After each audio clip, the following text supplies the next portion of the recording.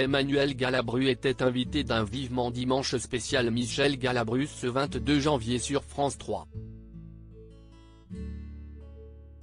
L'occasion de revoir une ancienne interview de son père au cours de laquelle il évoquait la genèse de son rôle culte de Gerbet dans la saga des gendarmes. Ce 22 janvier, Michel Drucker consacrait son Vivement Dimanche à un monstre du cinéma français, Michel Galabru. L'inoubliable acteur de Papy fait de la Résistance ou encore de la saga des gendarmes nous a quittés il y a déjà 7 ans. Sa fille Emmanuelle, née de son union avec Claude Thévenon, qu'il avait rencontré sur le tournage de La Honte de la famille en 1969, était sur le célèbre canapé rouge de l'animateur de France Télévisions. L'occasion pour la comédienne de revenir sur la mort de ses parents, avec émotion, mais aussi de revoir des archives de son père. Comme cette fois où Michel Drucker s'était rendu chez lui, dans les Cévennes pendant 2 jours afin de réaliser une longue interview du comédien mythique. Si est dans cette dernière que Michel Galabru avait raconté l'histoire de son rôle culte de l'adjudant Gerbet qu'il a campé avec brio pendant 18 ans, dans Le Gendarme de Saint-Tropez et les autres volets de la saga.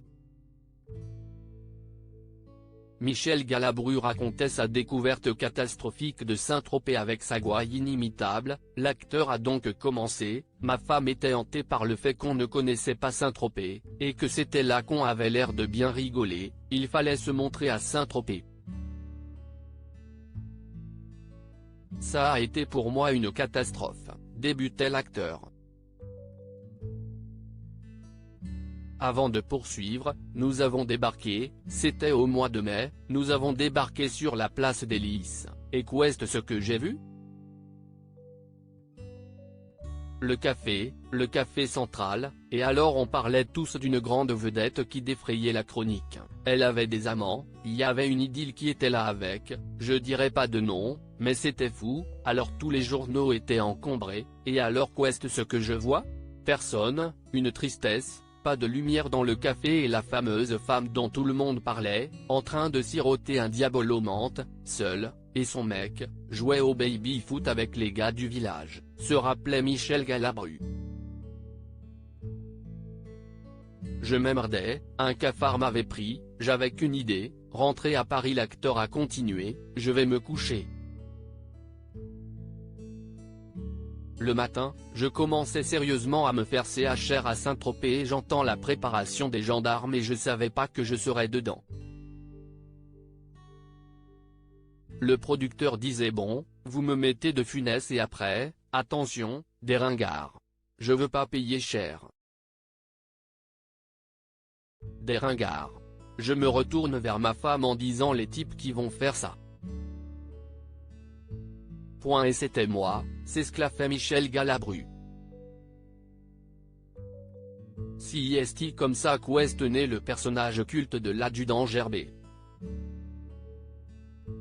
Ma femme me faisait faire une cure d'amaigrissement sur la plage déserte, il y avait une barque cassée, je m'emmerdais, un cafard m'avait pris, j'avais qu'une idée: rentrer à Paris.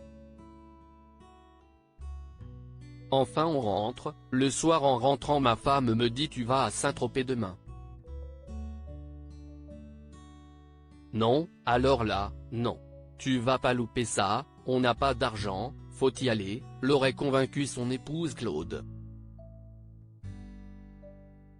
Rochefort me dit: tu vas pas faire le gendarme de Saint-Tropez, ça fait gendarme de Champignol. Petite farce grossière, petit film franchouillard, mais j'ai été obligé de me rendre à l'évidence, il fallait partir.